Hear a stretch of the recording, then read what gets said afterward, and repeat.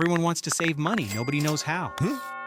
Stop buying coffee, cut out Netflix, be disciplined, blah, blah, blah. I'm going to show you 5 habits that really work. Not theory, practice. Monkey researched, monkey tested, monkey approved. Ready? First habit, automate. Do you know why you don't save? Because you see the money. Paycheck arrives, end of the month. Money gone. Pay yourself first. On payday, 20% is automatically debited into your savings account. You don't even notice. It's like a tax, but for yourself. Apps do this. Chime, Capital, Opportune. Set it up once, works forever.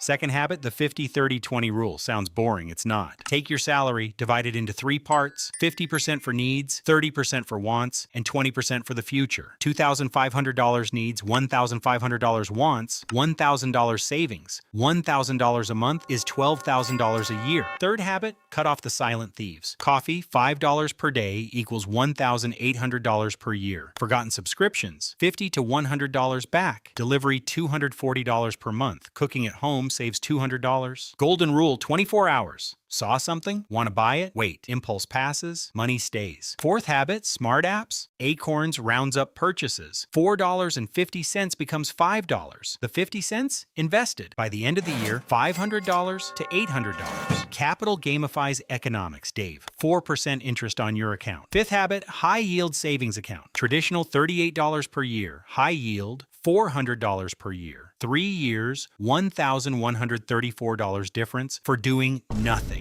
SoFi, Marcus, Alley, no fee, no minimum. Automate 50/30/20. Cut out thieves. Smart apps, high throughput. Do this for a year, you've got $10,000. It's not magic, it's not luck, it's the system. You want to save money? Stop talking. Start today. The monkey waves goodbye.